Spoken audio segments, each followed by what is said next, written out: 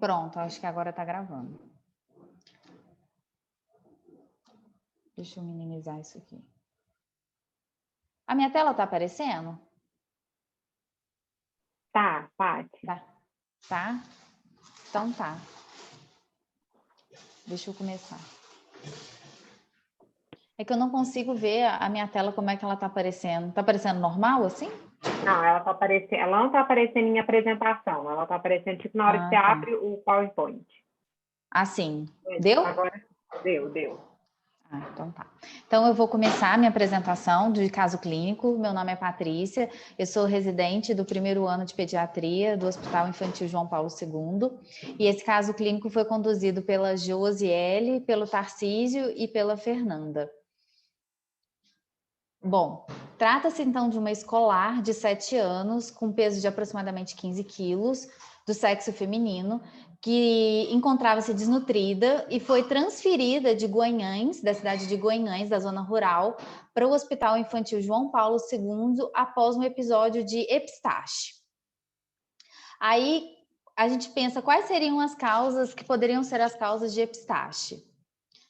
Bom, aí o esquema diagnóstico de epistaxe que a gente tem que pensar é que pode ser causado por fatores locais ou por causas sistêmicas. Dentre os fatores locais, a gente tem trauma da mucosa local mesmo, né? Às vezes, comumente da criança, colocar o dedo no nariz, trauma de face, que evolui com fratura nasal e aí acaba lacerando algumas das artérias do osso etimoide, e presença de corpo estranho, se tiver secreção purulenta associada, ou barotrauma mesmo em casos de mergulho. Pode ser também secundária uma irritação de mucosa em casos de alergia ou infecção local. Pode ser provocado por tumores ou após procedimentos invasivos, como cirurgia mesmo de adenectomia, por passagem de sonda nasal, intubação nasotraqueal. As causas sistêmicas seriam alterações da coagulação, que aí poderiam ser alterações desde das plaquetas mesmo, até os fatores intrínsecos da coagulação, do fibrinogênio. Doenças inflamatórias sistêmicas, como as vasculites, né, a poliangeite. Hipertensão arterial, que é bem raro na criança provocar epistaxe. E uso de medicações, como os anti-inflamatórios, né, ibuprofeno, ou anticoagulantes propriamente ditos. Bom, então, como eu falei, trata-se de uma menina de 7 anos, proveniente da zona rural de Guanhães. Ela veio junto da avó, a avó que era a guardiã legal da criança. E a gente tinha um problema, porque a avó ela era analfabeta e ela era muito difícil de comunicar, ela informava bem mal. A avó relatou que no dia 5 de dezembro a criança apresentou um episódio de epistaxe, que não cessou espontaneamente. Ela foi então encaminhada para o posto de saúde de Guanhães. Lá foi realizado um exame de sangue. Ela recebeu um sangue na veia, segundo a avó, e foi encaminhada para o Hospital Infantil João Paulo II. As informações realmente foram coletadas pela avó, porque ela veio sem relatório de transferência. A avó negou que havia outros sintomas associados, que a criança tinha tido febre, perda ponderal recente, que tinham surgido manchas pelo corpo, exantema ou sinais de prostração. De história patológica pregressa da criança, a gente tinha essa questão de que a avó assumiu os cuidados da neta com 4 meses de idade. A mãe, ela mudou para uma outra região do país e deixou os cuidados da avó. A avó não sabia informar muito bem, como eu falei. Ela falou que a criança tinha nascido de parto vaginal, que era no tempo certo, mas a gente não sabia a questão de idade gestacional, porque o cartão da criança era incompleto. Tinha só o peso do nascimento, estatura e perímetro cefálico. Mas a gente não conseguia jogar na curva de forma adequada, porque a gente não sabia a idade gestacional da criança. Mas dá para perceber assim, que a criança nasceu realmente toda pequena. A avó mesmo falava que a criança nasceu com baixo peso. As vacinas estavam atualizadas, a criança nunca havia sido internada, nunca havia sido submetida a nenhum tipo de cirurgia, e também não fazia uso contínuo de nenhum tipo de medicação. A avó falou que ela tinha tido um episódio de epistaxe anterior, no ano de 2019, mas que foi secundária a uma alergia ao abacaxi, que ela tomou um suco de abacaxi e por causa disso ela sangrou o nariz. Mas na ocasião cessou espontaneamente, ela não tinha sido encaminhada a nenhum centro de saúde. A avó falava que a criança tinha um bom desempenho escolar, mas não sabia informar sobre os marcos do desenvolvimento motor. De história social, então, a criança residia com a avó tinha 57 anos, e com alguns familiares, que a avó informava muito mal, era difícil entender quem que morava na casa. Eles moravam numa fazenda na zona rural de Guanhães, cerca de, segundo a avó, de 20 minutos a pé da estrada. Era uma casa de alvenaria, uma situação bem precária, assim, não tinha saneamento básico, os dejetos eram jogados no ribeirão próximo à casa. É até engraçado porque a criança ficou sem evacuar uns dias e a avó falou assim: eu devia ter trazido era o pinico dela, porque ela ia evacuar melhor em casa, com o pinico dela aqui no hospital. Tomava banho de balde, bebia água da mina e tinha 2 cachorros saudáveis na casa, segundo a avó. A alimentação era uma questão assim também bem precária. A avó falou que basicamente ela comia pão, biscoito e alguns alimentos que eles plantavam na fazenda. Ela negou que eles tinham contato com agrotóxico, eles lidavam com plantação, viviam da agricultura, mas negou que tinham contato com agrotóxico, e que só comia carne e fruta quando ela recebia o Bolsa Família. Se ela não recebesse o Bolsa Família, não tinha nem carne nem fruta em casa. A mãe mudou então com o pai para uma região do sul do país. Ela tinha essa criança tinha um irmão que morava com a mãe e o pai no sul do país, mas a avó não sabia informar muita coisa. Ela falou que o pai e a mãe tinham algum nível de parentesco, mas ela não sabia precisar a relação do parentesco do pai e da mãe. No exame físico, na aparência, a gente já podia perceber que essa menina, ela tinha um comportamento um pouco mais infantilizado, ela ria assim, tinha uns sorrisos meio imotivados, ela tinha uma aparência assim de poucas condições de higiene. O cabelo dela estava bem embolado, ela coçava a cabeça sem parar, e eu não consegui nem examinar direito o couro cabeludo de tão embolado que estava o cabelo. Ela tinha os dentes assim em péssimo estado de conservação, e ela tinha um cheiro de fumaça mesmo de fogão de lenha. Ela pesava realmente 15,7 kg, tinha uma estatura também, um peso muito abaixo do peso para a idade dela. Eu tinha uma estatura também muito baixa, o IMC baixo, e ela estava hipocorada. Dá até para perceber nessa foto da cavidade bucal dela. No exame físico também a gente tinha não tinha nenhuma alteração na parte cardiovascular, nem na parte respiratória. O abdômen dela não tinha nenhuma visceromegalia, e na pele tinha algumas petecas no local de punção do acesso venoso periférico. Parece que esse sangue que a avó relatou que fizeram lá, tentaram puncionar algumas vezes e tinha umas petecas. E no palato dela também tinha algumas petecas. Tinha algumas manchas café com leite, vou até voltar aqui, os petecas dá para ver nessas fotos. As manchas café com leite, dá até para ver nessa do rostinho dela, dá para ver que tem uma mancha ali à direita, na região malar, café com leite. Além disso, também ela tinha umas manchas hipocrômicas no dorso. Tinha só um linfonodo submandibular palpável à esquerda, que era móvel, indolor, de aproximadamente 1 centímetro, com características benignas. Além disso, no exame físico dela, assim, de alteração morfológica, a gente podia ver que ela tinha uma camptodactilia do primeiro dedo da mão direita, que é esse desvio da falange proximal, e ela tinha uma clinodactilia do quinto dedo da mão bilateral, dos 2 lados, que é esse desvio ulnar mesmo, a flexão da falange do quinto dedo. Os exames laboratoriais, ela não trouxe relatório de transferência, mas ela trouxe a cópia dos exames que foram feitos na cidade de Guanhães. E aí, dentro dos exames, a gente pôde perceber que ela realmente deve ter recebido sangue, porque ela tinha uma hemoglobina de 4,8, era uma anemia megaloblástica, ela tinha um VCM de 112, sem anisocitose.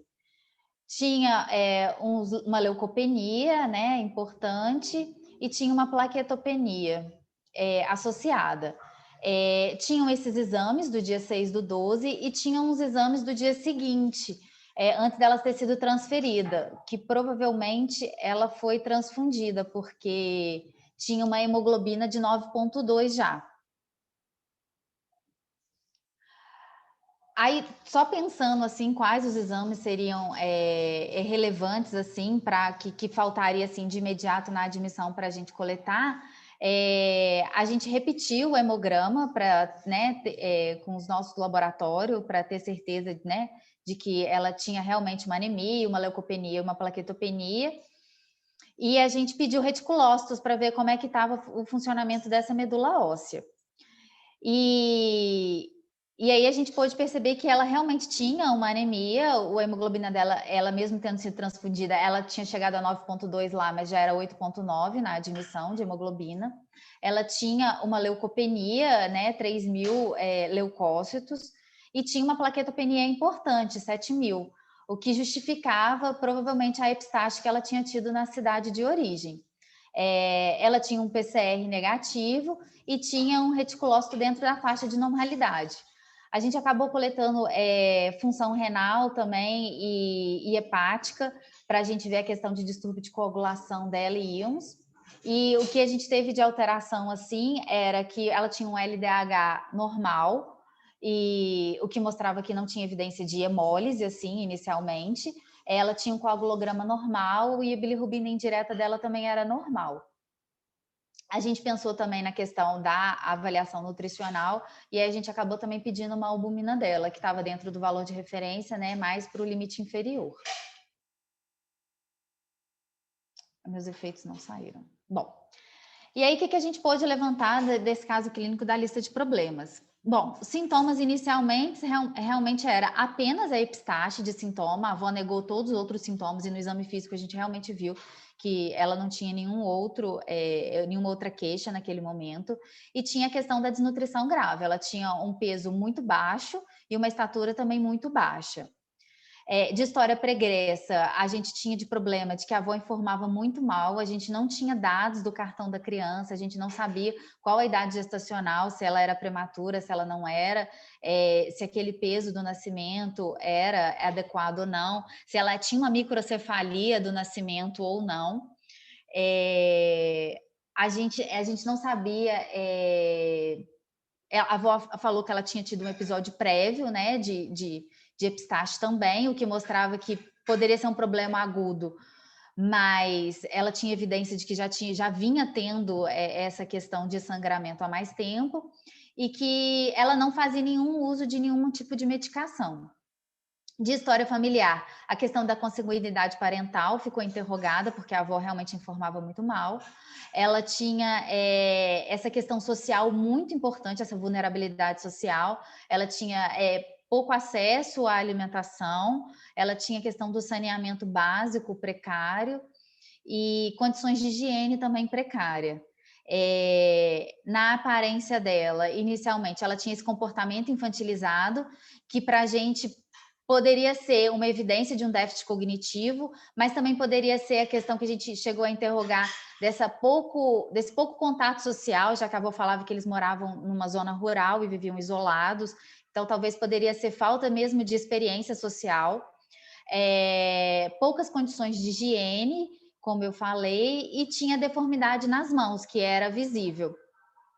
Eu questionei a avó sobre essa questão da deformidade nas mãos e inicialmente a avó falou para mim que tinha sido, isso era um problema da galinha, entendeu? Que tinha sido a galinha que tinha provocado aquela deformidade nas mãos. Depois eu vou explicar melhor para vocês o que foi o desfecho disso.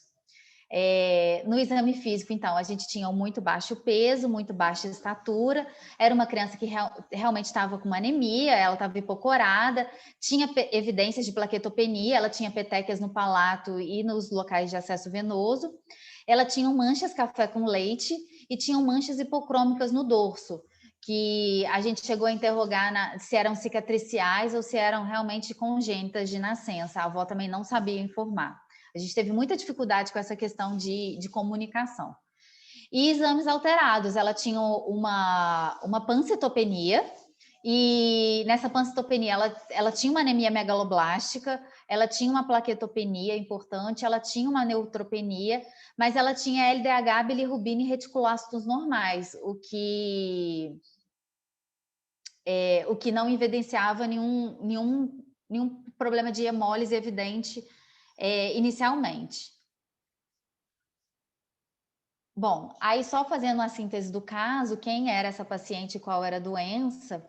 Então, era uma menina, só resumindo, uma menina caucasiana de 7 anos, da zona rural. Ela tinha tido um episódio de epistaxe, um episódio similar em 2019. Ela não tinha acesso à alimentação, ela não tinha acesso ao saneamento básico, era uma família de baixa renda, que vivia da agricultura, mas negava contato com agrotóxico, e tinha uma consanguinidade parental interrogada. Os sintomas inicialmente pareciam ser agudos e estáveis, a criança estava com um bom estado geral. E eu não consigo ver no slide. E os achados relevantes no exame seriam a pancitopenia no exame laboratorial, a presença de megaloblastos, a questão da hemólise, a questão medular, que ela tinha reticulócitos normais, a desnutrição, as condições precárias de higiene, a presença de deformidade nas mãos, que a gente não sabia se era realmente congênita ou era adquirida, o déficit cognitivo, que ficou interrogado, e a presença de manchas café com leite e hipocrômicas na pele. Bom, e aí, dentro desse diagnóstico diferencial, a gente, de pancitopenia, a gente abriu um leque bem grande, assim, para pensar nas nossas hipóteses diagnósticas. As causas de pancitopenia, elas são várias. Elas vão desde uma baixa produção medular até a infiltração da medula por outros tipos celulares ou por outros tumores, a destruição periférica da hemólise e a questão de sequestro esplênico. Todas essas 4 causas são causas de pancitopenia, né? Dessa redução global da celularidade. Dentro das causas de baixa produção medular, a gente tem basicamente uma anemia aplástica que pode ser congênita ou pode ser adquirida. E dentre as causas de anemia aplástica congênita, a gente tem as principais seriam a anemia de Fanconi, que ela é a principal anemia aplástica congênita. A gente tem a disceratose congênita, a síndrome de Stevens-Diamond e a linfohistiocytose hemofagocítica.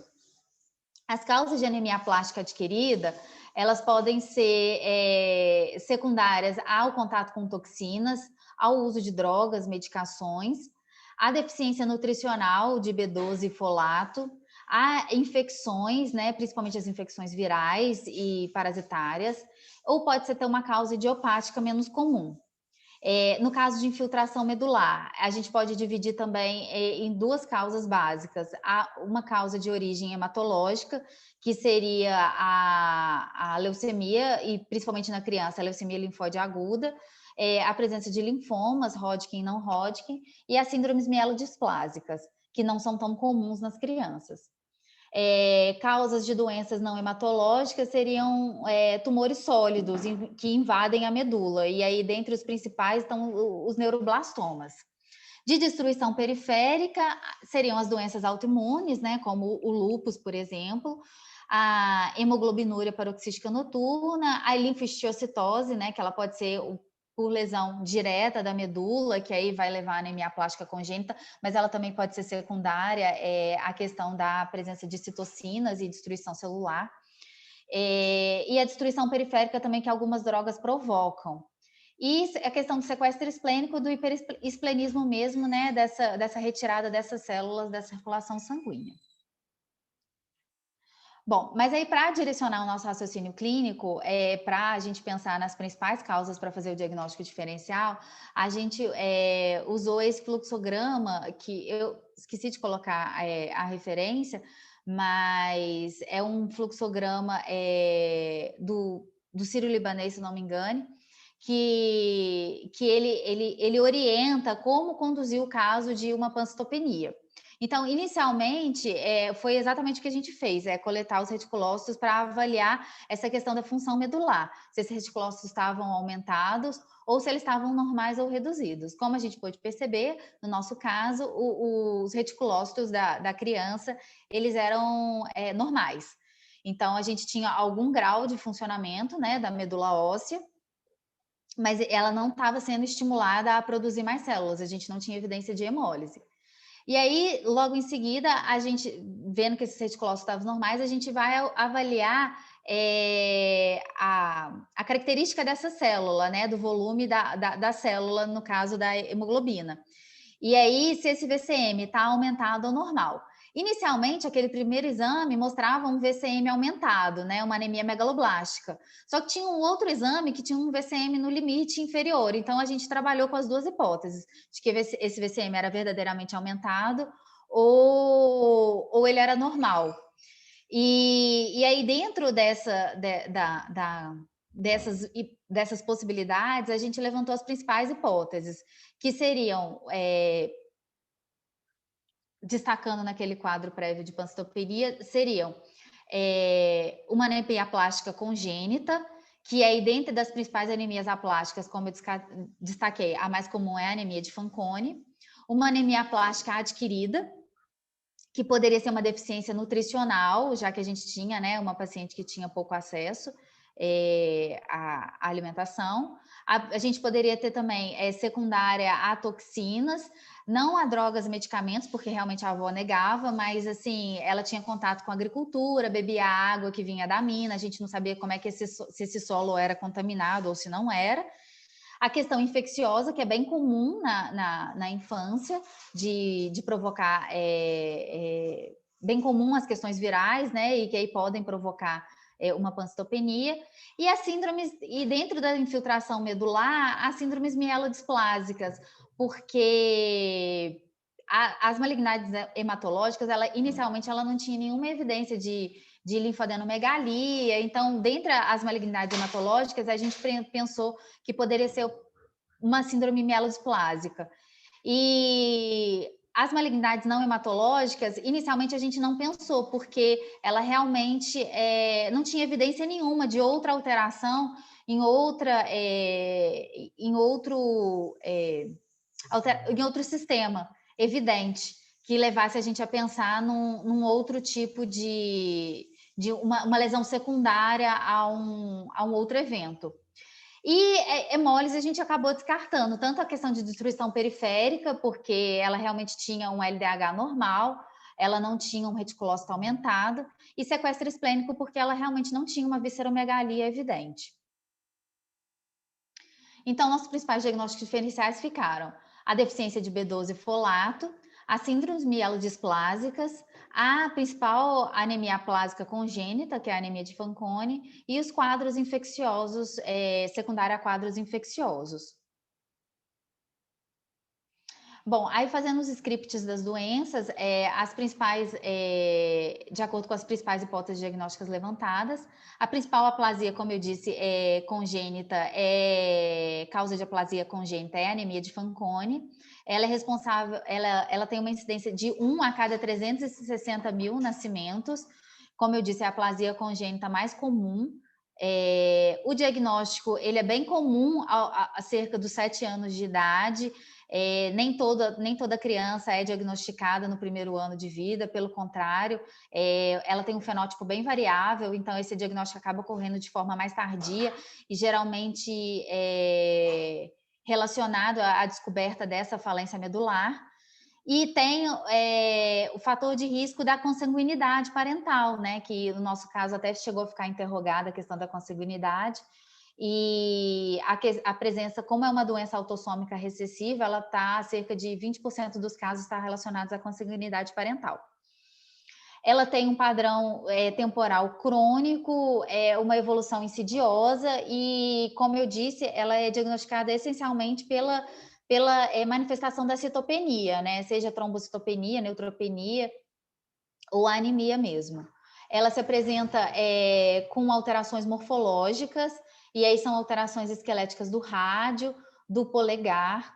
Ela pode se manifestar também com outras malformações, e aí inclui malformações hipofisárias, que levam a uma baixa secreção do GH e uma baixa estatura, manchas café com leite, presença de microcefalia, alteração dos olhos, que vai desde estrabismo a hipertelorismo, déficit cognitivo, e achados hematológicos mesmo de falência celular. E aí que seriam falência medular. E aí que seriam os principais achados seriam a macrocitose e a trombocitopenia. Bom, a outra causa, a outra hipótese nossa seria uma aplasia adquirida, que aí dentre as principais aplasias adquiridas, as causas infecciosas que são bem comuns na infância. E aí, destacando os principais, aí seriam o parvovírus, o Epstein-Barr, secundário a um vírus da hepatite, ao HIV e a outros vírus e parasitoses.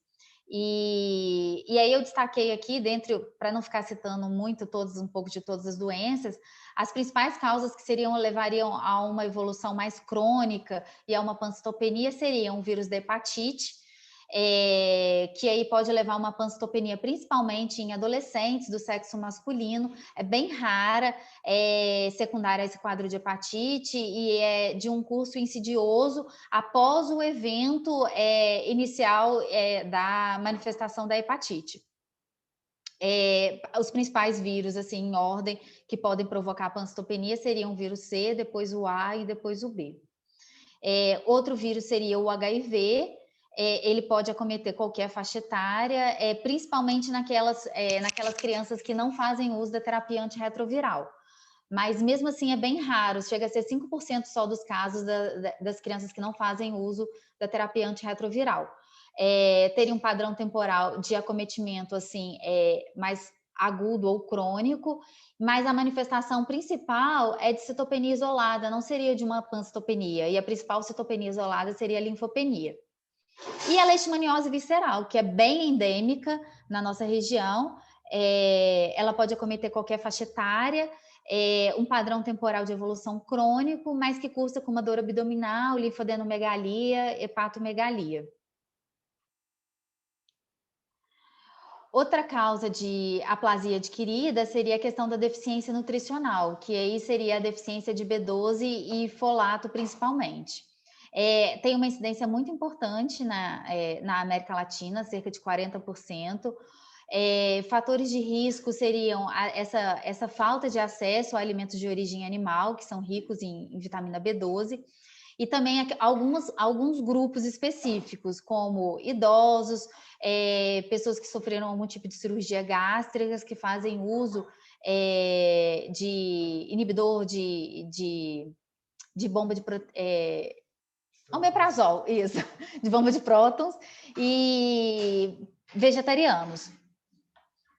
Tem um padrão também, uma manifestação mais insidiosa, um padrão de evolução mais crônico, e a manifestação da deficiência de B12 e folato, ela vai depender de acordo com o grau de deficiência. Então, pode ser desde manifestações de citopenia simples até uma deficiência mais grave, que já vai cursar com uma pancitopenia, com presença de déficits neurológicos, como parestesia, alteração de coordenação e alterações psiquiátricas, que poderiam ser até delírios, déficits cognitivos e outras alterações, demência.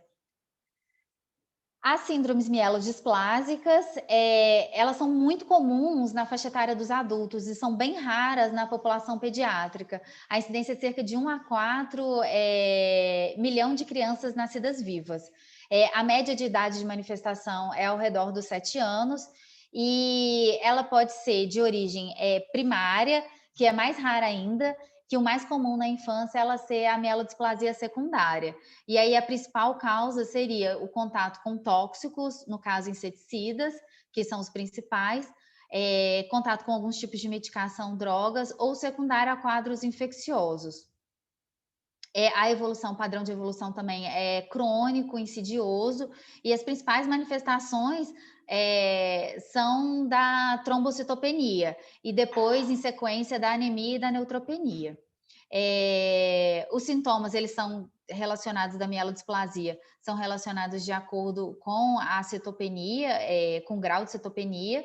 Se for uma mielodisplasia secundária, primária, né, a uma causa congênita, ela está associada a alterações morfológicas. A própria anemia de Fanconi, ela pode gerar uma mielodisplasia. E se ela for secundária ela for secundária a algum outro quadro, ela vai ser de acordo, a manifestação dela vai ser de acordo com esse quadro que levou à mielodisplasia. Então, vai ter, se for um quadro secundário a uma infecção viral, vai ter uma história de infecção viral prévia.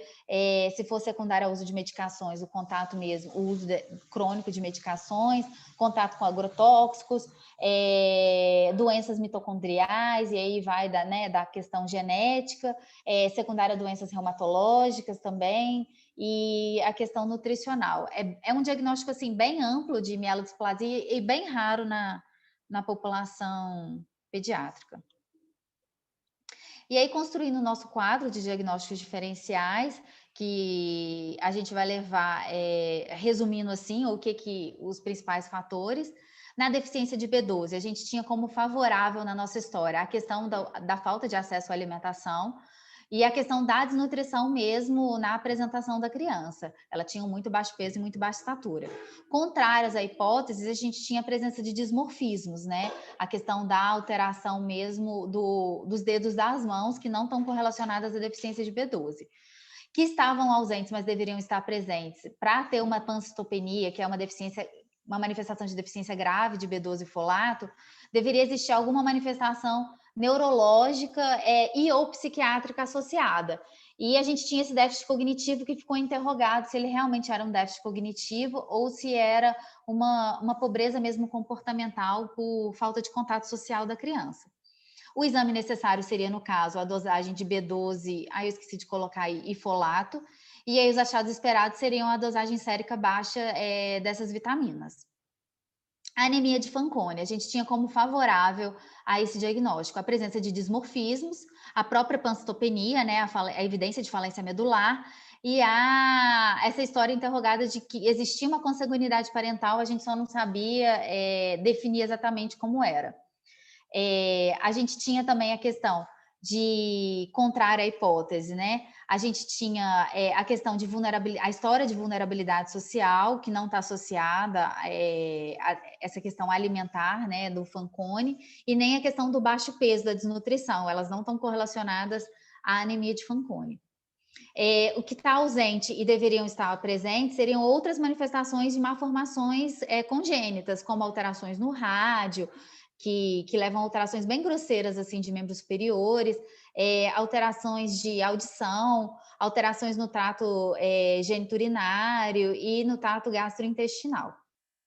O exame necessário para o diagnóstico de anemia de Fanconi é o teste de quebra cromossômica, e o achado esperado é realmente essa instabilidade do genoma com a presença de quebra.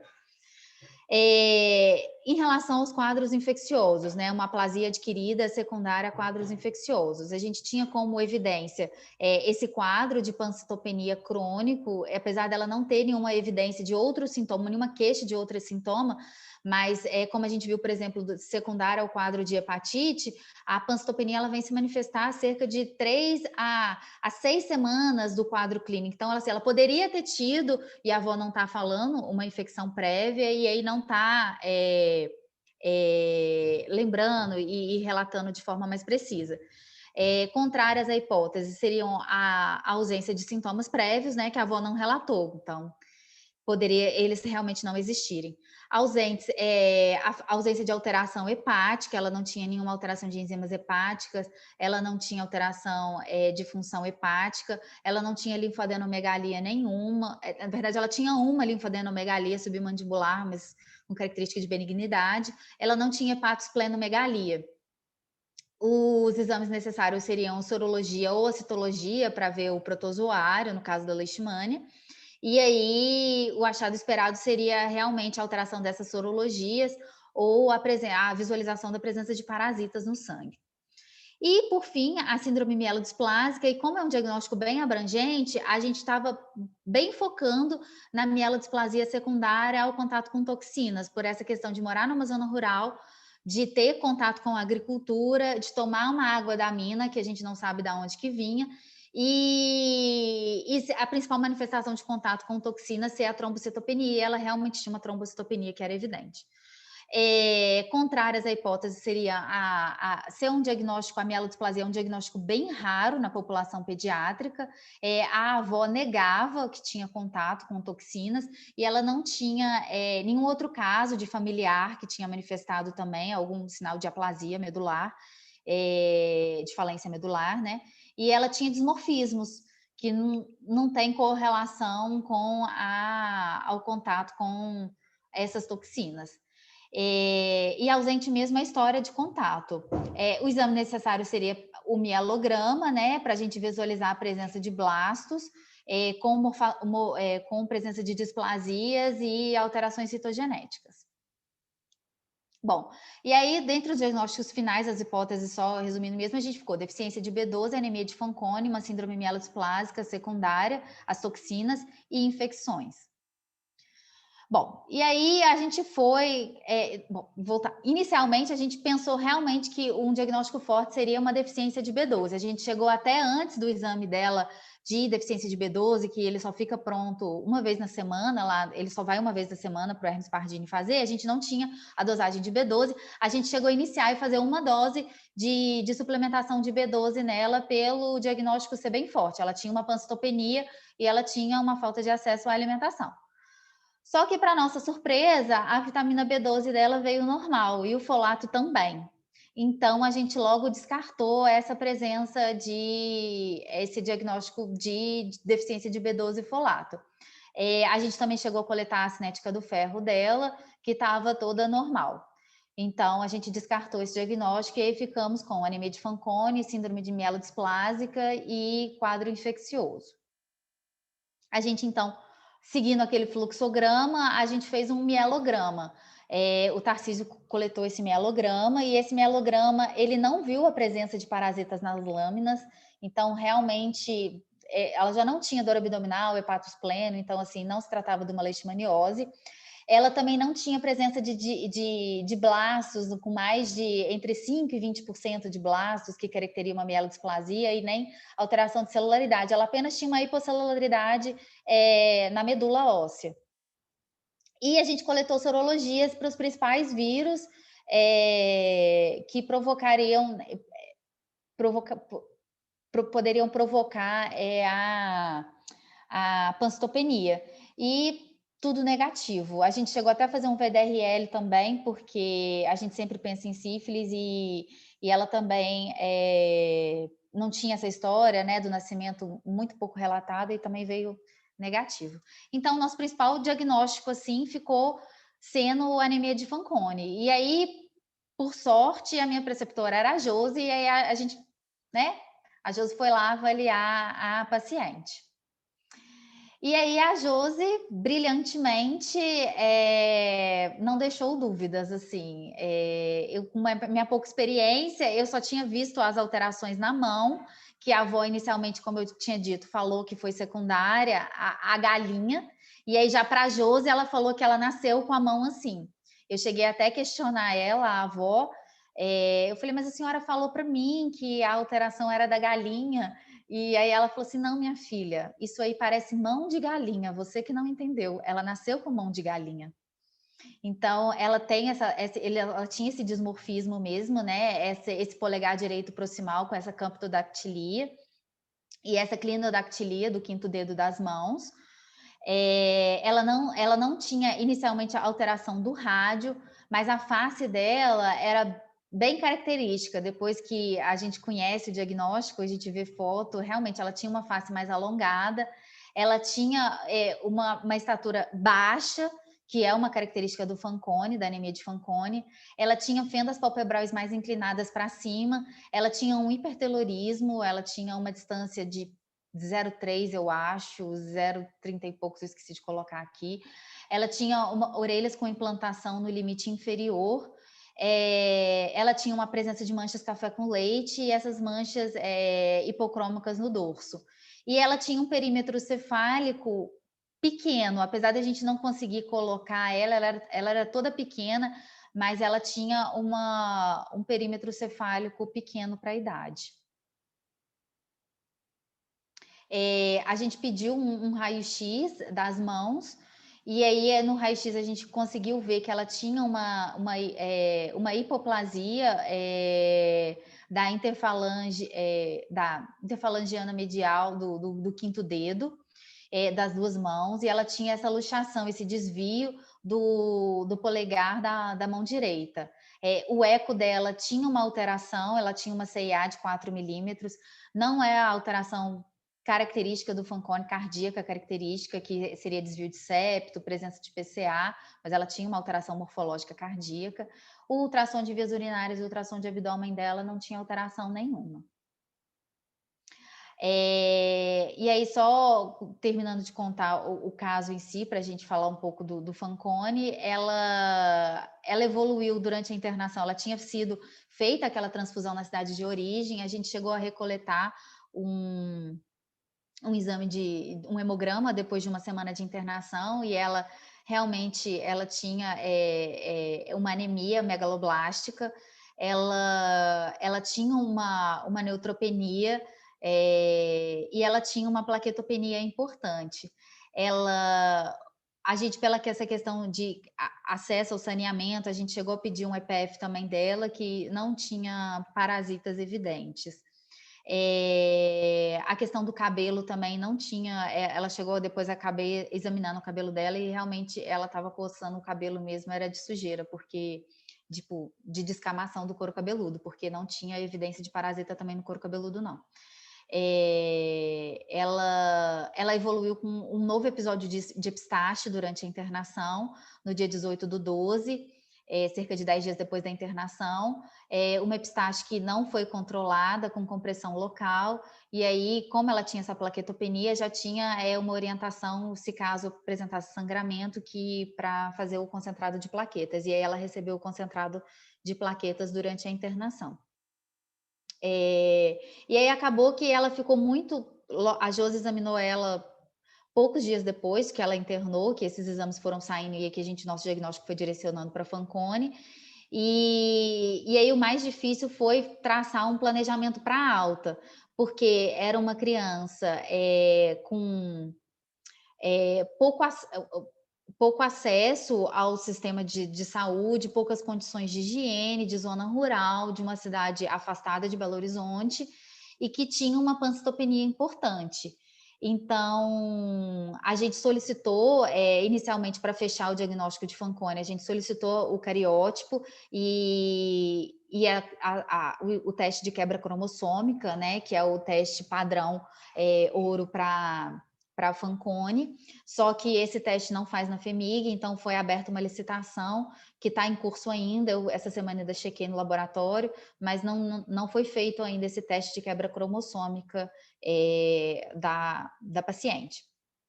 A gente teve muita dificuldade, foi com a questão mesmo social, como eu disse, a gente teve que fazer 2 reuniões com a família, a gente sentou com a avó um dia para explicar a gravidade do quadro para a avó, porque a avó via que realmente a criança estava bem, estava internada, aparentemente bem, e a avó queria ir embora, né? Estava resolvido, a epistaxe foi resolvida, foi por causa disso que ela veio e ela queria ir embora. E a gente teve muita dificuldade de explicar para a avó que aquilo era só a ponta do iceberg, que ela tinha um problema muito maior que estava por vir.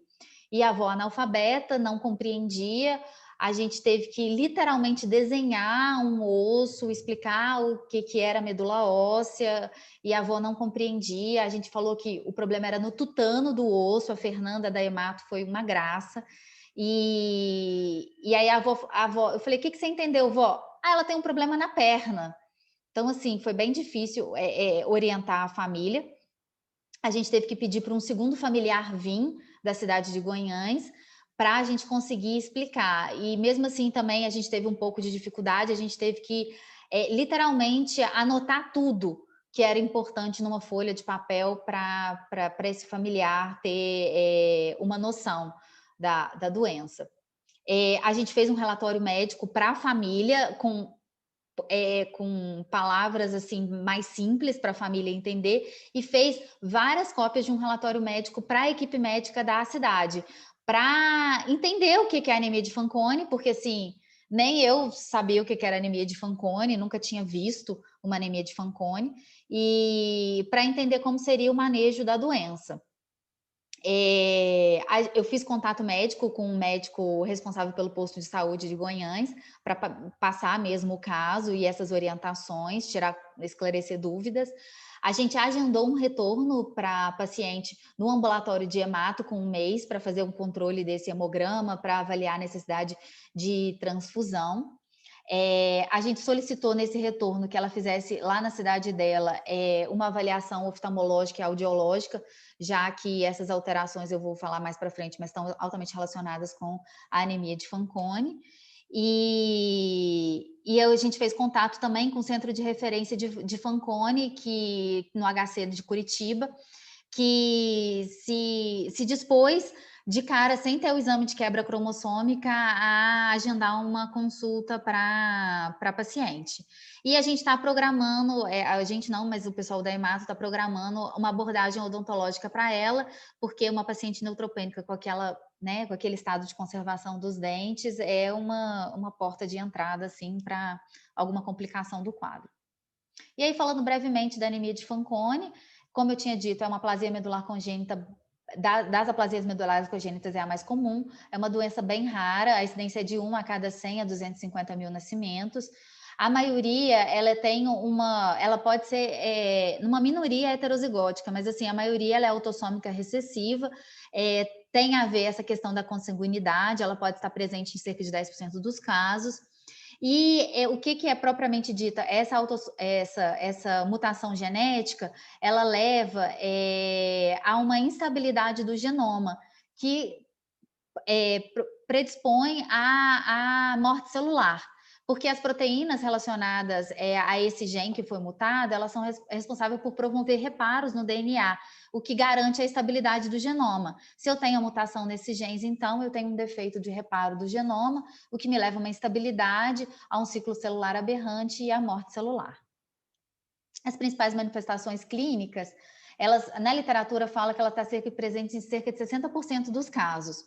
Só que o que a gente pode ver é que esse diagnóstico, na maior parte das vezes, ele é tardio. Cerca só de 5% das crianças com Fanconi são diagnosticadas antes do primeiro ano. A maior parte delas são diagnosticadas com 7 anos de idade, como eu mostrei no script da doença. Isso porque esse fenótipo ele pode ser bem variável. E a principal causa de manifestação mesmo, quando diagnostica a doença com 7 anos, é a questão da aplasia medular. As alterações morfológicas, elas vão desde achados na pele, como tinha a paciente, questões de hipo ou hiperpigmentação e a presença de manchas café com leite. A questão de baixa estatura, que está relacionada a uma deficiência de GH, a uma alteração hipofisária. Alteração no polegar, como tinha a paciente, e alteração no rádio, que ela não tinha, e a clinodactilia, que ela tinha também, do quinto dedo. A presença de alterações axiais esqueléticas, como microcefalia, face triangular, um pescoço alado e curto, e a presença de anormalidades vertebrais. Alterações nos olhos, que pode ser estrabismo ou hipo ou hipertelorismo, alterações renais urinárias, malformações gonadais, alterações auditivas, alterações cardíacas, gastrointestinais e ou do sistema nervoso central, como hidrocefalia. E a aplasia medular, que é uma das principais até complicações, né, do Fanconi, que ela é secundária, ainda não se sabe ao certo qual é a causa, que acreditava-se que era alteração do genoma, e aí você tinha alteração da replicação mesmo das células, mas o que a hipótese mais favorável é que esse déficit no reparo leva a uma morte celular, um aumento dessa morte celular, que leva a um estresse oxidativo, e que esse estresse oxidativo favoreceria a essa aplasia medular. As principais citopenias são a neutropenia e a trombocitopenia, e mais tardiamente alguma manifestação de anemia. A anemia de Fanconi está altamente relacionada à síndrome de Bactrel H. Então, eu vou até mostrar agora.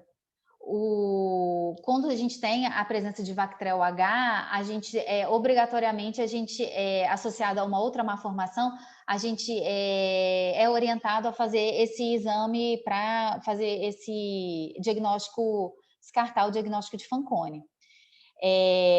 O diagnóstico, então, comum, como eu havia dito, é aos 7 anos de idade. O teste diagnóstico principal é a quebra cromossômica, e você é orientado a executar esse teste se você tiver presença de 2 ou mais citopenias graves, que foi o nosso caso, a gente tinha uma pancitopenia, a presença de Bactrial H, mais outras alterações, como manchas café com leite, alteração do polegar radial, o que não é nosso caso, porque a gente não tinha nenhuma alteração de Bactrial, e a presença de algum parente que poderia ser um potencial doador de medula óssea para um paciente com anemia de Fanconi. E aí, nesse caso, a gente precisa descartar que esse parente realmente ele não tem anemia de Fanconi para poder doar a medula óssea. E tem orientação também de se fazer o cariótipo, que o cariótipo serviria mais como um aconselhamento genético, porque existem cerca de 17 genes relacionados, variáveis relacionados à anemia de Fanconi, e cada um deles vai ter alguns fenótipos mais ligados a ele. A anemia de Fanconi, ela acaba que ela tem uma complicação a longo prazo, além da aplasia medular, que é favorecer a presença de mutações genéticas e tumores sólidos. Então, tem uma correlação com o surgimento de carcinoma de células escamosas.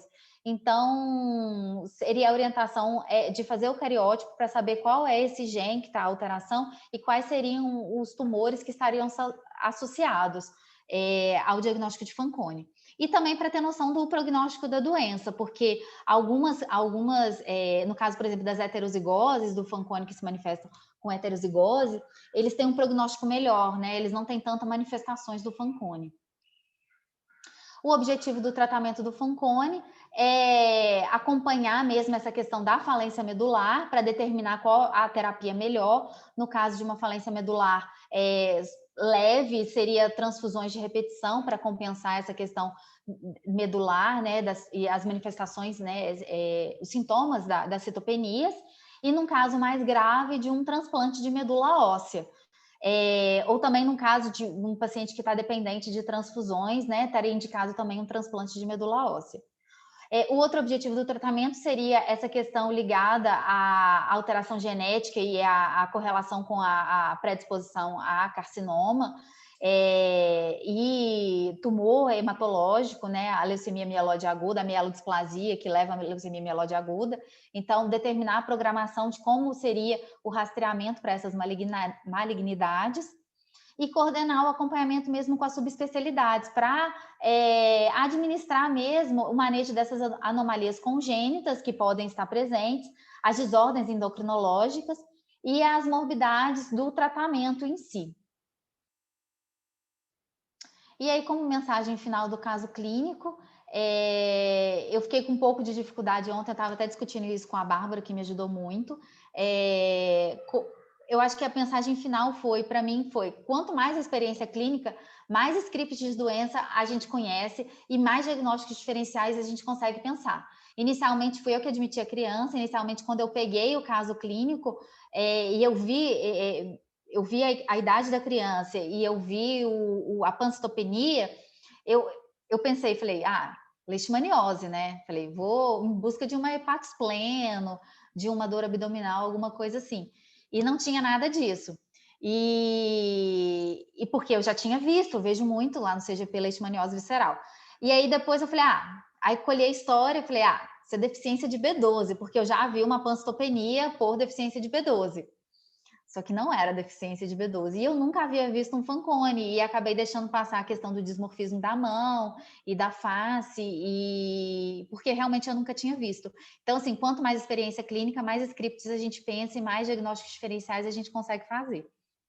E também que a medicina não é só a medicina propriamente dita, né? O médico que só sabe de medicina nem de medicina sabe, porque o que mais deu trabalho nem foi o diagnóstico, o que mais deu trabalho foi administrar não é administrar, é fazer o planejamento da alta do paciente, né? Como dar alta por uma criança com uma pancitopenia grave já, né? Com uma plaquetopenia importante, com uma neutropenia importante, para uma zona rural, por uma condição de saúde precária. Então, assim, a gente avaliar o custo-benefício e ter mesmo essa visão de que a medicina vai muito além do diagnóstico propriamente dito. E é isso. Muito obrigada, gente. Se alguém tiver alguma dúvida.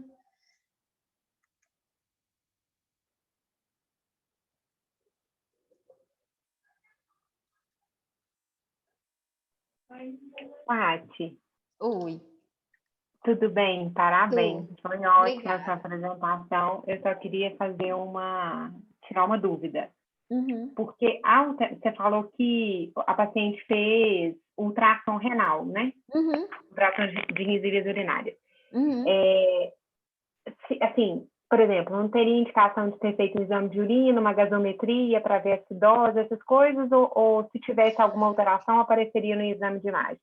Não, a alteração é morfológica mesmo. A gente foi em busca de alteração morfológica mesmo, entendeu? Ela não tinha evidência nenhuma de quadro infeccioso, de alteração. Era alteração morfológica mesmo, de alteração congênita mesmo.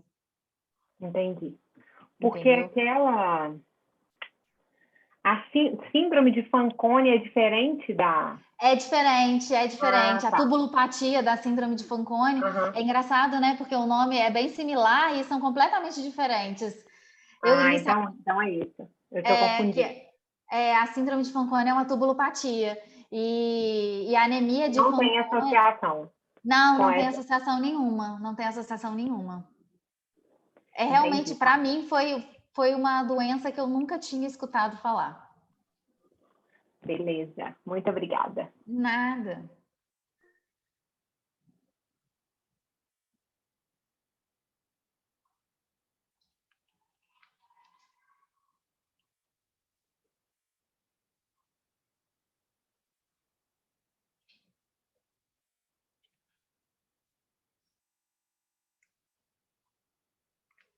Ah, acho que é isso. Acho que a gente pode dar um intervalinho, né, para voltar?